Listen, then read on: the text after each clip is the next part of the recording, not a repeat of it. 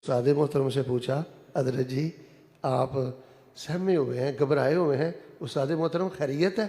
उस्ताद मोहतरम कहने लगे, बेटा मैं जब भी नमाज पढ़ता हूँ ना, एक गम मुझे खाता रहता है, एक गम ने मुझे अंदर से ख़त्म कर दिया। वो कौन सा गम है जी?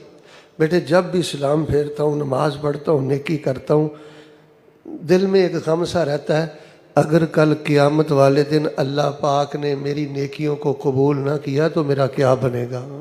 जी नेकी करके बेबाकी नहीं आनी चाहिए जी, नेकी करके बहुत एहतियात की ज़रूरत है।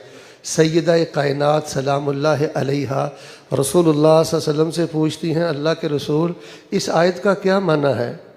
वल्लज़ीन युअतून मा आतौ व क़ुलूबुहुम वजिला अन्नहुम इला रब्बिहिम राजिऊन।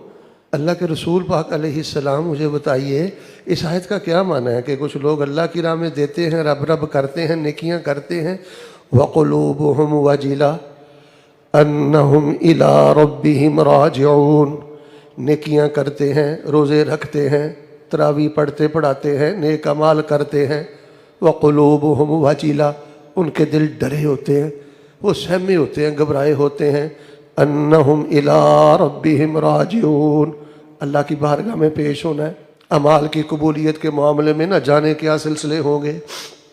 अल्लाह के रसूल अलैहिस्सलाम क्या ये वो लोग हैं जो शराब वगैरह पीते हैं या चोरी वगैरह करते हैं?